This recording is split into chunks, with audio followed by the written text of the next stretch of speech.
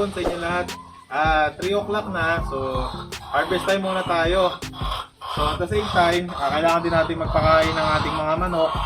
So tip lang, pag nagmamanukan tayo, dapat isang beses lang tayo mag-harvest sa isang araw para hindi maabala ang ating mga manok. So ililista ko muna kung ano yung mga itlog na nandito, kung anong cage number para malaman natin at mamonitor natin ng mabuti ang ating mga manok. So lista ko muna to para ma-check natin. Pagkatapos nun, mag-harvest tayo sa isa. Take time, inspectionin din natin yung mga itlog. Baka mamaya may mga basag o hindi tumulong. Kailangan ma-check natin yan bago tayo mag-harvest. Tapos check din natin yung mga natirang feeds kasi masyadong mainit ngayon. So kailangan yung mga feeds nila maubos talaga ito hanggang mamaya. So kung mapapansin nyo, halos lahat naman ng mga cage natin tuloy na, nakakapa pa sila. So ito number 5, apat na to. So okay na tayo rito. Number 6 kumpleto na din. Number 2 kumpleto na din. Number 18 kumpleto na din tayo. Number 15 kumpleto na din. So ito guys, ito yung isang example kung bakit kailangan natin i-check. Ito medyo may dugo siya. Oh no! So kailangan ma-check natin yung manok na ito. Baka mamaya kasi nakakaroon na tayo ng prolapse na tinatawag. So may dugo kasi ito. So kung magtutuloy-tuloy ito, pwedeng sukayin ng mga manok at mauwi sa cannibalism. So kailangan ma-check muna natin to bago tayo bumalik ng Manila. Okay? Lista ko muna to guys.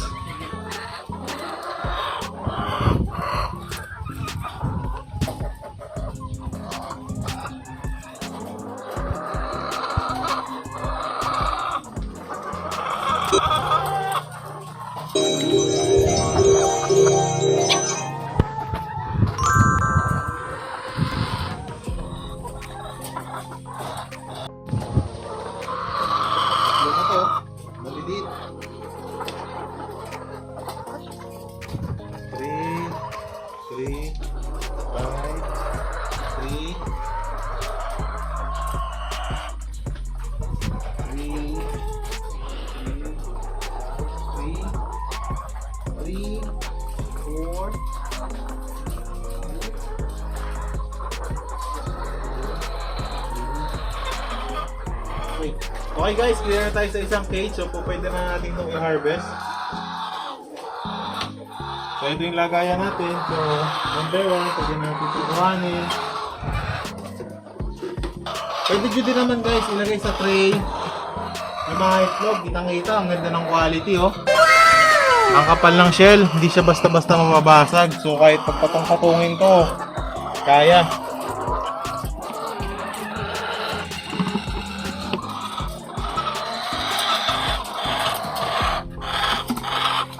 Pupuno to guys, mamaya kita nyo.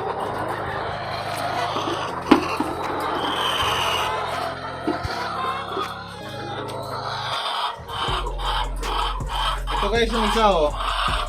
Medyo may dumi pero okay lang naman. Bago pa lang kasi siguro tong mga manok na to, ng itlog. So kaya ganito yung shell niya. Pero so far okay naman to, matigas pa rin, makapal. Okay lang naman na na gamit kayo ng x-ray or okay lang din naman dito. Na naman yung problema. As much as possible, may check nyo kung may dumi.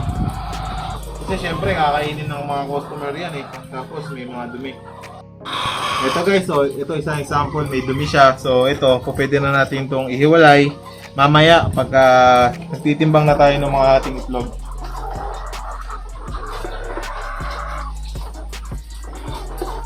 Medyo maganda ang production natin ngayon, nasa 70% today. At the age of 23 weeks. Tomorrow, 24 weeks na itong mga manok natin. So, doon sa last video namin guys, ang production lang namin nun is nasa 10%. Kasi sobrang init. So, pag nag-alaga kayo ng layer, try nyo rin i-consider yung space. Saka syempre, dapat yung hangin, malakas yung hangin. Or kung di naman talaga kaya, gaya nung sa akin na nasa backyard lang, dapat meron kayong mga insulation. So, pwede kayo mag-install ng kagaya na to, mga insulator. Para kahit pa paano, mababawasan yung init. So, okay na tayo guys sa isang side. So, pwede naman natin itong isunod yung other side.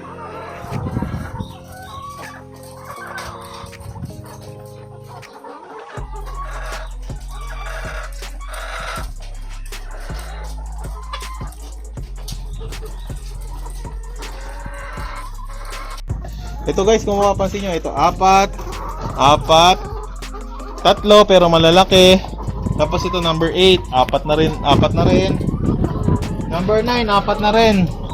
Number 10, apat na rin. So ang ganda ang production natin ngayong araw. Tapos dito 11 and 12, tatlo. So maganda kahit pa paano yung production natin ngayong araw.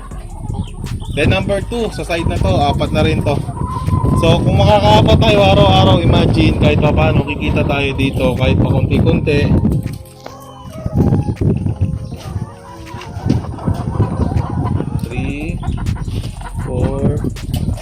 Three, 2, 4, 4, 3, 4. Ito ngayon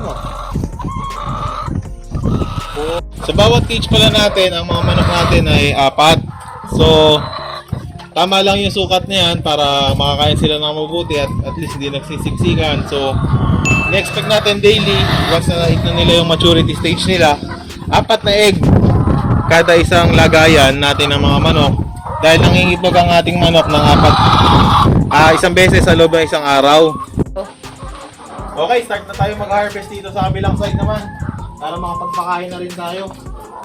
Hapon na kasi, dapat to usunod natin yung tamang oras ng pagkain nila. Ang ating lagayan. Ayos na to. Thank you po Lord. Production namin today. Malaking tulong po talaga sa production ng ating mga manok. Pagka maganda ang panahon, kumbaga hindi mainit.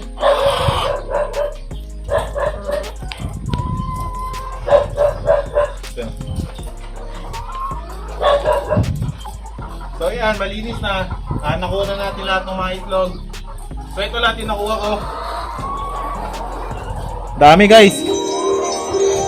Halos isang timba to na maliit, punong-puno. So ngayon, ang kailangan natin gawin naman ngayon, isosort natin to sa ating sorting facility dito sa bahay.